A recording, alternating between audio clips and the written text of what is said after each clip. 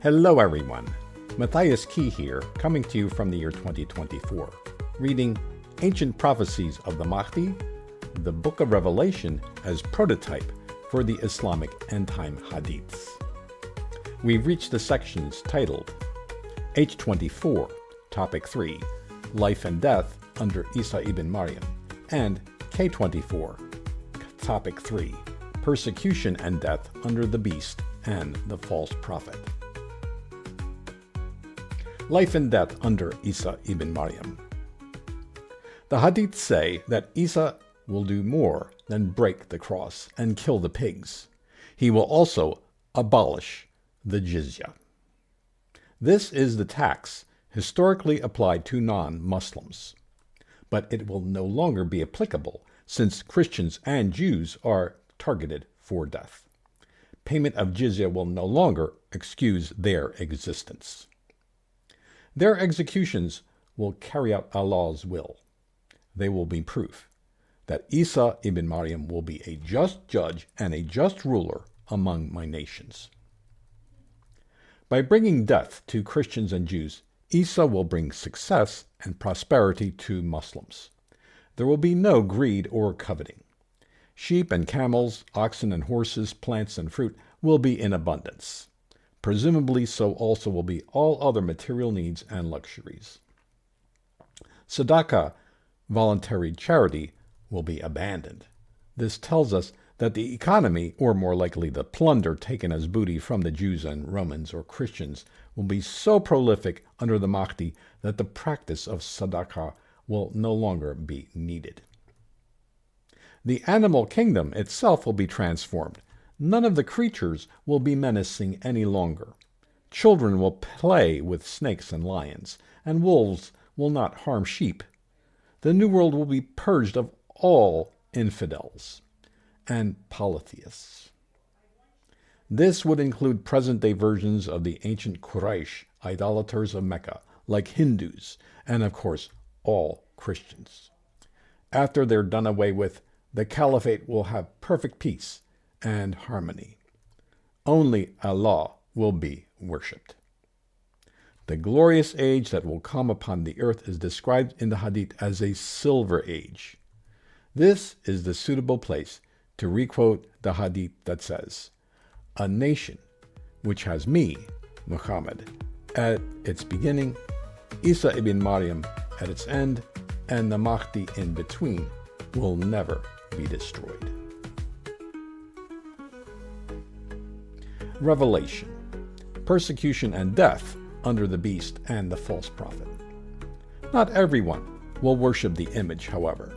Under the regime of the Great Tribulation, the attack on Christ believers will eclipse anything seen in history.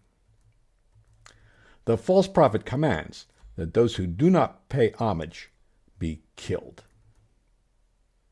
Jesus warned all his followers to prepare for such a time.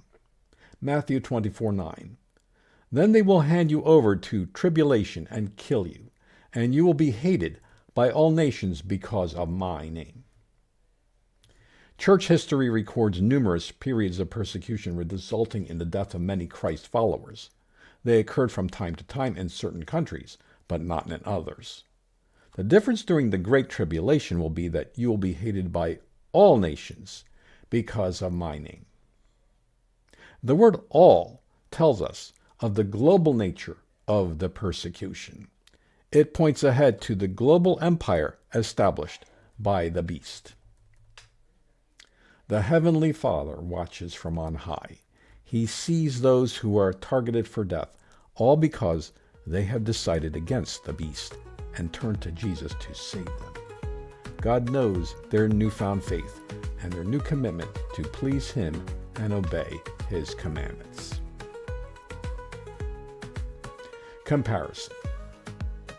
Life and death under Isa ibn Maryam and the false prophet.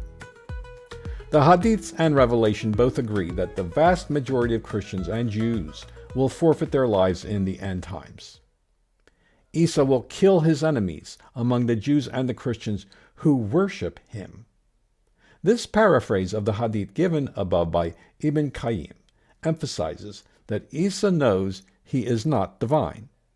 Allah alone is to be worshipped. In the Muslim view, Christians and Jews who confuse Isa with the divine Jesus of the Bible continue to be deceived. They refuse to give up this blasphemy, even in the face of death. They are therefore deserving of their punishment at the hands of Isa, the Mahdi, and their forces. The false prophet, Isa's counterpart in Revelation, likewise seeks out those who do not worship according to his demands. He will cause all who do not worship that image of the beast to be killed. Those who refuse the mark of the beast and his number upon their foreheads or hands will lose their lives. Jesus prophesied that there will come a time when those who kill Christians will believe they are still pleasing God. John 16:2. An hour is coming for everyone who kills you to think that he is offering a service to God. There have been many enemies of Christians throughout the centuries who have persecuted them unto death. The polytheists of the Roman Empire, nature worshippers of barbarian tribes, Buddhists and Hindus in Asia, animists in Africa, and communists in many countries. But none of them follow a monotheistic religion. None of them did so in the name of God or to please a single figure whom they regarded as God. The one exception to this has been Muslims. There are countless accounts since the time of Muhammad of Muslims killing Christians in the name of their one God, Allah. In the Hadiths, the Mahdi's followers believe they will be pleasing Allah. He will reward them for carrying out his death sentence against the infidels. In Revelation, the God who will be pleased is Satan.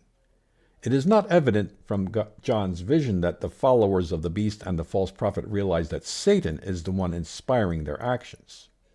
The true God certainly is not pleased. His response to these murders will be a series of punishments upon the empire of the beast. Widespread famine with continuing deaths in K25. Heavenly omens and a great earthquake, K27. Hail, fire, and blood, K29. Darkening of the heavens, K31, and more. Such divine retributions against the actions of the Mahdi and Isa are nowhere to be found in the Hadiths.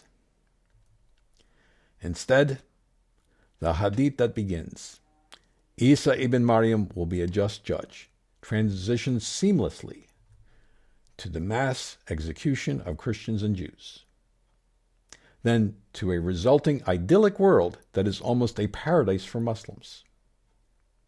A baby boy will put his hand in a snake and it will not harm him. And a baby girl will make a lion run away, and it will not harm her. And the wolf will be among the sheep like their sheepdog. The earth will be filled with peace, just as a vessel is filled with water.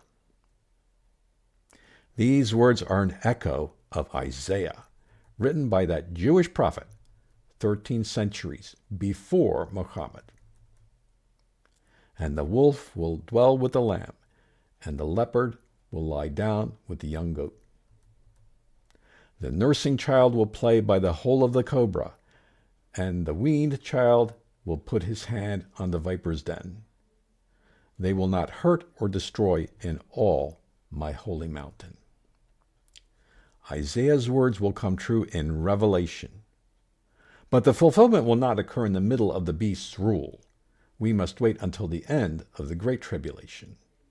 Then we shall see Jesus Christ return to earth and make an end of the beast. Afterward, Jesus will reign over the much perfected world that Isaiah describes. There will be 1,000 years of justice and peace, and not just the 7 years of the Hadiths. This millennial kingdom of Christ is also prophesied by Isaiah. The Spirit of the Lord will rest on him, and he will delight in the fear of the Lord. He will decide with fairness for the humble of the earth, and he will strike the earth with the rod of his mouth, and with the breath of his lips he will slay the wicked. A throne will be established in faithfulness, and a judge will sit on it in trustworthiness in the tent of David. Moreover, he will seek justice and be prompt in righteousness. Are Isaiah and Revelation the true words of the Almighty, or is it the Hadiths? Which one is corrupted?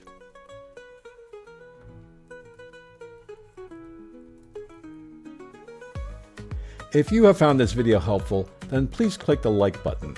I also invite you to subscribe to this channel and click the bell icon to get notifications when I upload new videos. Thank you for watching.